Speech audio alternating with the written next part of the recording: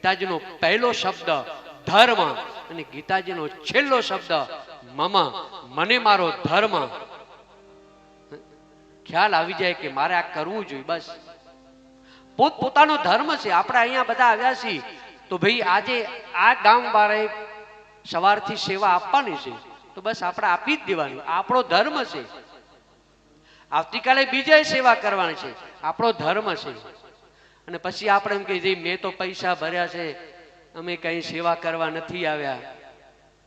એ ધર્મ નથી. આપણું કર્તવ્ય છે, આપણે પાલન કરવું. ધર્મ એટલે પોતાનું કર્તવ્ય, પોતાના કર્મ બરાબર અદા કરવી. હે પિતાશ્રી, જો તમે ધર્મને બરાબર અદા કરશો, તમારું કર્તવ્ય પાલન બરાબર કરશો તો ક્યારે દુખી નહીં થાવ. આજે શું થયું? બધા પોતપોતાના ધર્મ ચૂકી ગયા. માએ માનો ધર્મ ચૂકી ગયા, પિતા પિતાનો ધર્મ, પુત્ર પુત્રનો ધર્મ ચૂકી ગયા, શિક્ષકનો ધર્મ, એકબીજાનો ધર્મ ચૂકી ગયા. હે પિતાશ્રી, ધર્મમ ભજસ્તમ ત્યજલોક ધર્મમ, લૌકિક ધર્મ તેજી દેવો જોઈએ. આગળ શું કીધું? સેવા સસાદ પુરુષાદ હિ કામ તૃષ્ણા. સાધુ સંતોની સેવા કરવી, સત્કર્મ કરવું. આપણે અહીંયા આશ્રમમાં આવ્યા છીએ તો કઈ આશ્રમમાં કઈ કચરો પડ્યો હોય, બીજું ત્રીજું, કદાચ કોઈ કાગળિયું નાખી દીધું હોય, કોઈ પાણી પીને બોટલ રસ્તામાં મૂકી દીધી હોય તો આપણે એ કચરાના ડબ્બામાં પધરાવી દેવી, સેવા કરવી. સંતો મહંતોની સેવા કરી. જય કામ તૃષ્ણા, કામ અને તૃષ્ણામાંથી મુક્ત થવું. અને અન્ય સદોષ, આ શબ્દ બહુ વિશેષ બતાવ્યો. બીજાના દોષને ન જોવા.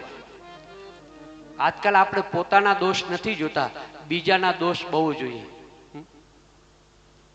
પોતે ગમે તેટલું ગમે તેવો હોય પણ પોતે તો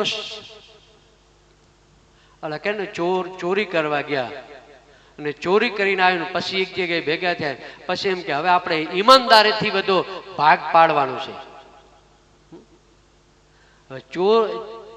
ચોરી જ્યારે કરી ત્યારે ક્યાં ઈમાનદારી હતી? બસ આપણું આવું છે. બીજાના દોષો આપણે જોવા લાગ્યા. પોતે કેટલા સારા છે એ ક્યારેય ન જોયું. બીજામાં કેટલા અવગુણો છે. અને ઘણાની ટેવ જ એવી હોય, અવગુણ જ જોવે, હારો ગુણ ક્યારે જોયે નહીં. દત્તાત્રેય ગુરુ મહારાજ એમ કહે કે દરેકની અંદર સારા ગુણ હોય ને એ ગુણ લઈ લેવાય. અને એટલે દત્તાત્રેય 24 ગુરુ બનાવ્યા. દરેકમાં સારો ગુણ હોય, દરેકની અંદર. ગમે તેવું વસ્તુ ખરાબ હોય પણ એના અંદર સારો ગુણ તો રહેલો જ હોય. અન્યાંશ દોષ ગુણચિંતમાસ મુક્વા સેવા કથા રસમહોનિત.